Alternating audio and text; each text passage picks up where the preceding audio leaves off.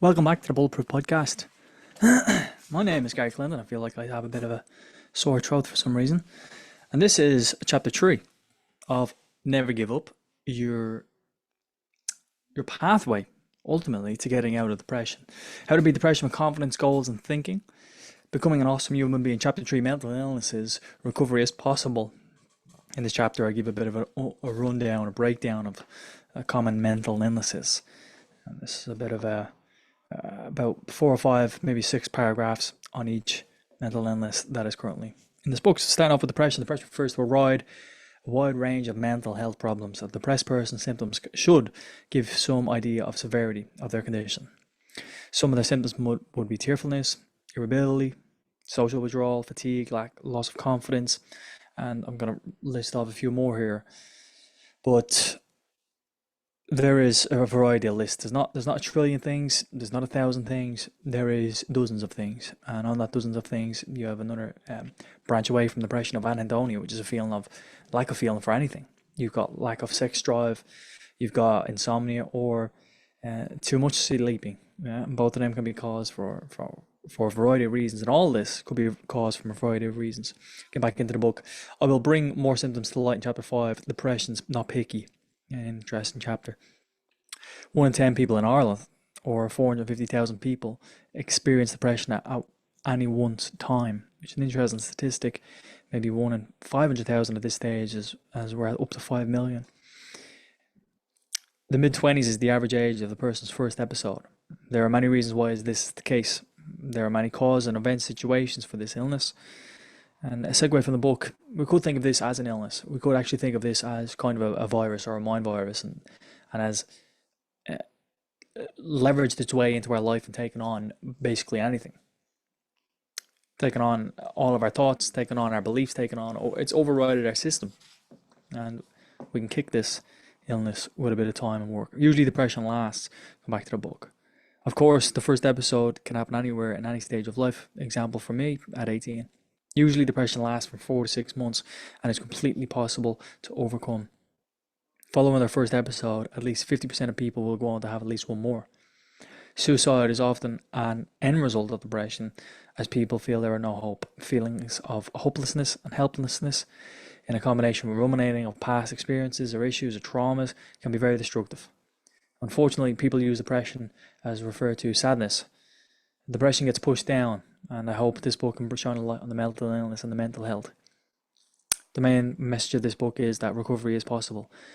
Ruminating is thinking the same thing over and over again, in this case in a negative manner, and I suffer terribly with this. It's scary stuff.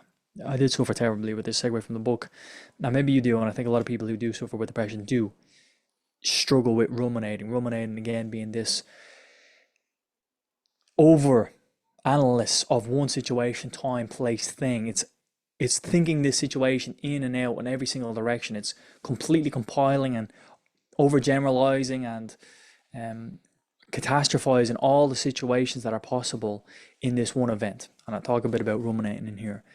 But ruminating is a nasty thing when it's particularly around the negative thing. Okay, next, mental illness, anxiety, a part of this book that we're reading here. Often referred to professionals as GAD, general anxiety disorder, and there is a variety of anxious disorders. Having excess anxiety and worry for most days, but then not picked for 6 months would need to be checked. So let me read that again. Having excess anxiety and worrying most days, but then not for a period of 6 months would need to be checked. Interesting. I don't know exactly what I'm trying to say there, I'll be honest with you, but I will continue on. People find controlling anxiety difficult and often easily get fatigued. People with anxiety have difficult sleeping and concentrating, and they often have muscle tension. Very often, anxiety exists alongside depression at the same time. At the same time is kind of a generalization, but they go hand in hand. It's like your left and right hand. It is very common to get rid of very uncommon to get rid of all anxiety, but it is quite common to reduce anxiety symptoms. And people will often have a worse time if they do not seek help with anxiety. So, go get help if you are having trouble in controlling your anxiety. There's nothing wrong with seeking help. And segue from the book. I do believe it's very hard to reduce anxiety feelings and symptoms, as just based off the knowledge that if you go try something or anything for once, or a new time, just a new thing, you're going to feel anxious. So in that knowledge, I think it's very helpful to. It's kind of like if everything goes wrong in your world, you're more likely going to feel depressed. It's quite pretty linear. It's pretty obvious as well in many ways. Moving on to the next disorder, panic disorder. People with panic disorder have sudden and short-lived anxiety attacks, sometimes in relation to a particular situation or spontaneous panic attack, or often with no apparent cause. And I always believe there is a cause. That is a belief of mine. When someone says there is no apparent cause, either they don't want to share with you. This is my belief. This is not true. I don't know if it is true. Should I say? I'm not sure if they don't want to share with you. I'm not sure if they don't want to express this thought. I'm not sure if they want to sit in the uncomfort of it. I'm not sure if they want to expand on it. So there's a whole. I believe there's always a reason. That's all I'll say. One of the most common ways to control these attacks is people to remove themselves from certain situations. Unfortunately, this can cause agnophobia. Agnophobia is a phobia that makes a person believe that the environment or place is unsafe. Triggers associated with panic attacks, and this term refers to things that set off a panic attack. So triggers is a word that is associated with panic attacks, and in this day and age, people use the word triggers a lot. That was a little segue from the book. I'm just giving you a clarification of what triggers is associated with. Back to the book. Panic disorders often panic disorder occurs from mid-teens to mid-20s, but again can develop at any stage. OCD, or obsessive compulsive disorder. OCD is characterized as the presence of either obsessive or compulsive behaviors, both commonly both.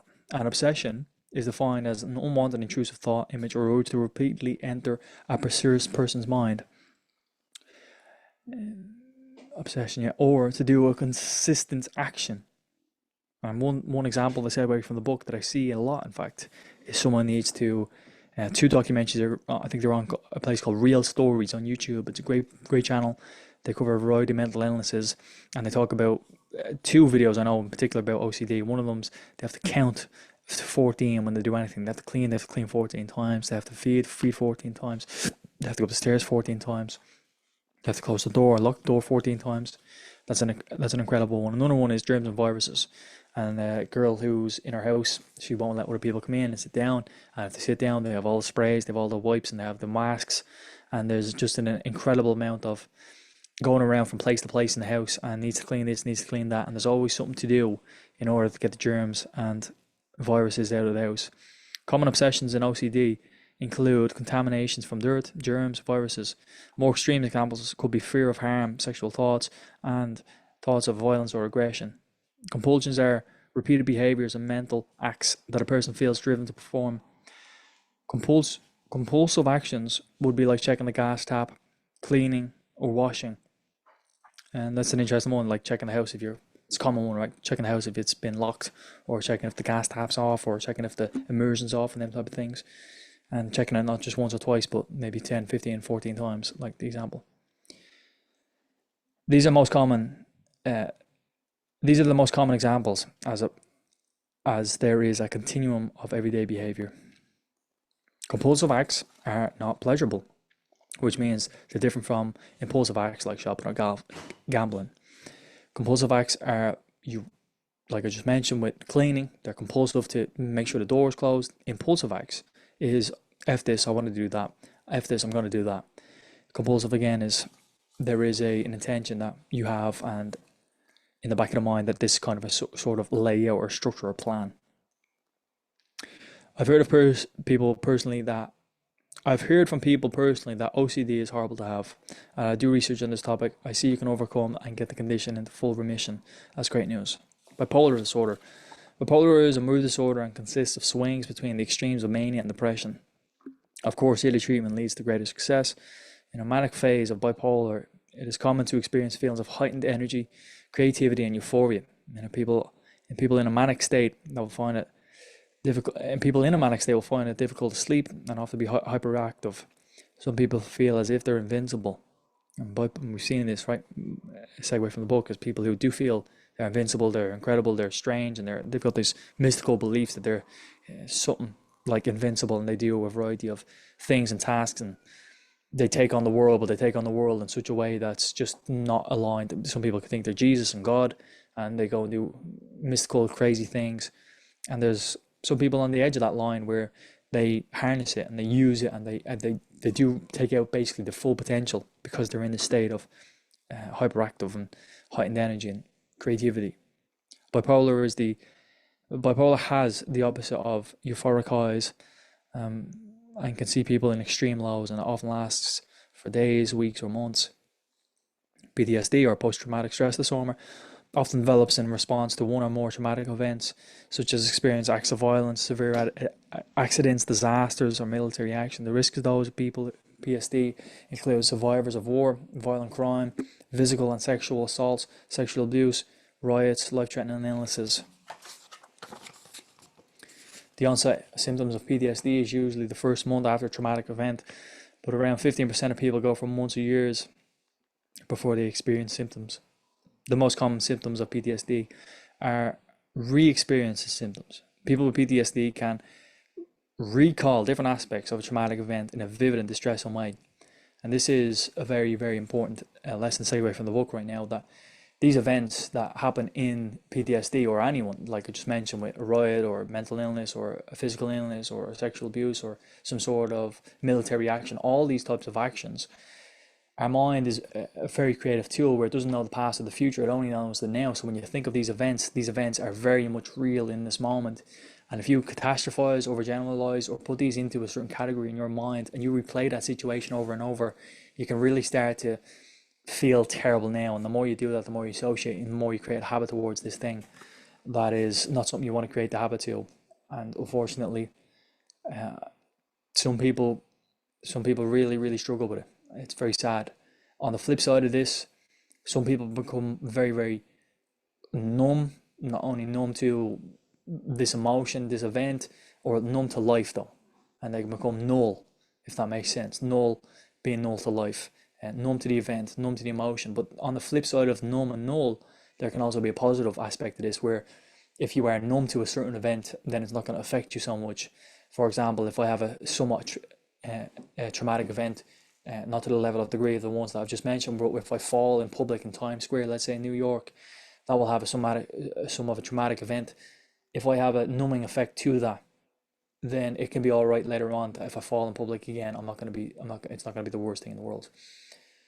It's almost as if exposure therapy is a good solution for this, where we can get to a place of where we put them in the same situation and they can rationalize, they can think, they can even get around people that have had similar experiences, and then people who have had similar experiences could relate to them and help them rationalize the situation, instead of catastrophizing or overgeneralizing or generalizing, or just making this situation bigger and bigger and bigger and bigger continuously. Because the situation is the situation, and the situation is whatever in your life. There's a great quote, I don't know what the quote is, but the quote is something along the lines of, if you 90% of life, I don't know who says this, but I think this is the quote, 90% of life is how you react to it, 10% is the events. And that is a very important lesson. And if you can really understand that and have that as a guiding principle for your life, that shit's going to happen throughout your whole life, no doubt about it. But it's going to be 90% how you react to it. Other symptoms are like flashbacks and feeling the event is recurring, nightmares, and repetitive and distressing images. And another little segue from the book. People who wake up from nightmares, I feel terrible for them. That seems to be like something that is very hard to help. Very hard to help. I don't have the answers to helping someone when they have nightmares on a continuous basis, particularly something that wakes them up. I feel like I could help someone with recurring images and repetitive or distressing images. I feel like I could help them with that. But nightmares, it's coming from a place of sleep, and it's an interesting one. Okay, other mental illnesses: learning difficulties, dyslexia, difficulty with word recognition, spelling, and comprehension, dyspraxia, difficulty with numbers, learning letters. Learning numbers, apraxia, difficult saying what one is intended to say, ADHD, difficulty staying focused, paying attention, or controlling behaviors, and being hyperactive. In summary, we all have the ability to develop any of these mental illnesses listed above, As the quote goes, we're all in this together. Or maybe that's one of the old high school movie musicals. This book was written during COVID. Depression covers a lot of mental illnesses. You have a 50% chance of it coming back if you have it before. Later, I'll discuss how to stay away from it, how to get out of it. And this is true. The segue from the book. You can really stay away from it. It's not that hard. It's not. And I can say that with confidence. It's almost like the people that don't want to hear that are the people that are struggling. And it's not a scientific formula that I can prove that it's easy every single time, but there is ways in life when you can manipulate your health. You healthy, your body's going to be healthy. It's not rocket science. You can't guarantee that you're not going to get an illness though. It's the exact same thing. GAD, general anxiety disorder. People often find it hard to ease their anxious feelings, but it's possible to reduce the anxiety a lot. Again, a little bit of exposure therapy is a good thing there. Panic panic attacks are short and not sweet bursts, and not so sweet bursts of anxiety.